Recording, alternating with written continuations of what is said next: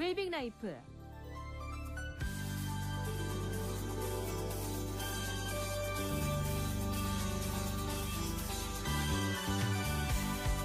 오늘 도움 말씀에는 마더스 외과병원 박종필 원장입니다.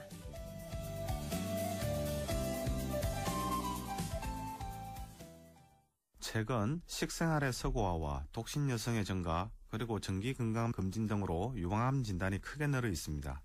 이 때문에 유방암을 치료하는 방법들도 과거에 비해 눈부시게 발전했을 뿐 아니라 아주 다양해지고 있는데요. 유방암 치료에는 크게 수술적 치료와 항암 화학요법, 방사선 치료, 호르몬 치료 등이 주로 사용되고 암의 병기와 환자의 상태에 따라 치료법이 달라질 수 있습니다. 그렇다면 최근 유방외과에서는 유방암을 어떻게 치료하고 있을까요? 웰빙 라이프 오늘 이 시간은 유방암의 치료에 대해 말씀드리겠습니다. 유방암은 무조건 수술해야 된다고 들었는데요. 수술 후에 항암 치료도 하게 되나요? 유방암 수술을 하고 난 뒤에 유방 재건 수술도 많이 한다고 들었거든요. 그건 언제 하면 되는 건지, 어떤 방법을 하는지 소개를 좀 해주세요. 네, 유방암 치료에 있어 수술법은 유방에 대한 수술과 애가부적, 겨드랑이, 림프절에 대한 수술로 나눌 수 있습니다. 이는 원발 병소인 유방의 암 제거와 겨드랑이, 림프절 전이 여부를 확진하기 위한 방법이라고 할 수 있죠. 저기 선생님, 그 유방암을 치료하기 위해서는요, 뭐니 해도 수술로 그냥 암을 다 덜어내는 게 제일 좋다고 하던데 정말 그게 사실인가요? 그 수술 방법 좀 알려주세요. 네, 유방수술법을 좀 더 자세히 소개해드리면요, 유방 전 절제술은 유방 전체 조직과 유도를 포함한 피부를 전부 절제하는 방법으로서 현재 우리나라에서 40% 정도의 유방암 환자에서 시행되고 있습니다. 이 수술의 장점은 유방암이 존재하는 유방의 다른 부위에 혹시 있을지 모르는 미세 유방암을 제거한다는 것이고, 초기암인 경우에는 방사선 치료를 시행하지 않는다는 것입니다. 또 다른 방법인 유방보존술식은 여성의 미용적인 개념이 중요시되고 조기 유방암의 발견이 늘어나면서 점점 증가되어 현재 우리나라에서 60%의 유방암 환자에서 시행되고 있는데요. 하지만 암이 여러 개 있거나 암 주변에 악성석회가 넓게 분포해 있는 경우, 그리고 임산부와 같이 방사선 치료를 해서는 안 되는 경우에는 유방보존술은 절대 사용해서는 안 되는 치료법입니다. 그러면 선생님, 항암요법이라는 치료는 어떤 치료예요? 어떤 경우에 받게 되고 항암 치료는 또 어떤 효과를 내는 거죠? 네, 항암제는 여러 가지 기전으로 몸에 있는 암세포를 죽이게 됩니다.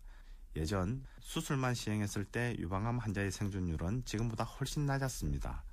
오랜 기간의 시행착오와 임상시험을 거치면서 항암제 치료가 유방암 환자들의 생존율을 향상시킨다는 것을 알게 되었고, 지금은 유방암 환자라면 거의 모두 항암 치료를 받게 됩니다. 유방암의 항암 치료는 한 가지 약제보다는 여러 가지 약제를 사용하는 경우가 많고요. 항암제의 투여 시기는 환자의 상태에 따라 수술 전, 후에 하게 됩니다. 경구 또는 정맥 주사로 투여하게 되고, 약제에 따라 1에서 3주 간격으로 4에서 8주기 정도로 4개월에서 6개월 정도 항암 치료를 받게 됩니다. 항암제 부작용으로는 백혈구 감소증, 탈모, 오심, 구토, 감염, 피로감, 심장 독성, 피부나 손톱 변색 등이 나타날 수 있습니다. 호르몬 치료는 항암 화학요법에 비해 부작용이 적고 비용이 저렴하며 호르몬 치료의 대상이 되는 환자군에서 항암요법과 비슷한 치료 성적을 내는 장점이 있는 반면, 반응하는 환자가 제한되어 있고 5년 정도 장기 복용을 해야 하며 일정 시간이 지나면 암세포가 내성을 갖게 되는 경우가 있다는 단점이 있습니다. 주로 수술 후의 조직검사 결과, 그리고 환자의 폐경 여부에 따라 수술 후의 보조치료를 선택하게 되는데요. 때로는 항암요법과 호르몬 치료를 병행할 수도 있습니다. 방사선 치료는 유방보존 수술을 받은 환자나 국소적으로 병이 심했던 환자에서는 수술 부위에 남아있을지도 모르는 암세포를 제거하기 위해 방사선 치료를 하게 되는데요. 일반적으로 이 치료는 수술 후 약 3주가 경과되면 시작하고요. 하루에 수분간 기계 속에 들어갔다 나오면 되지만 약 6주에서 7주간 토요일, 일요일을 제외하고는 매일 치료받아야 한다는 인내와 끈기가 필요한 치료입니다. 물론 환자의 상태에 따라 치료 방법이 바뀔 수도 있습니다.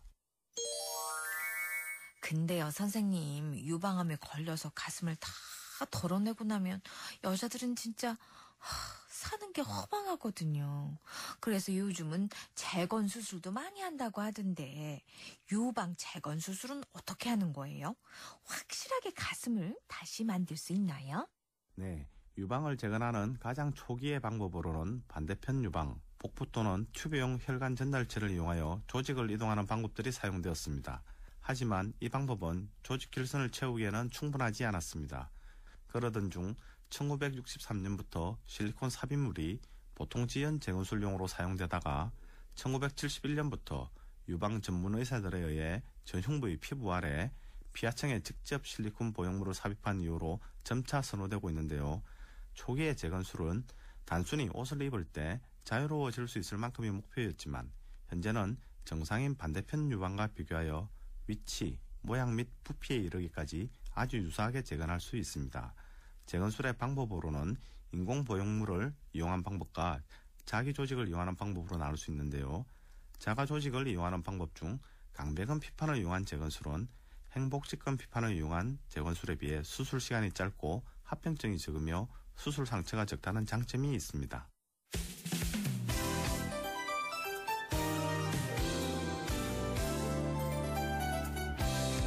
KNN 웰빙라이프, 지금까지 마더스 외과병원 박종필 원장이었습니다.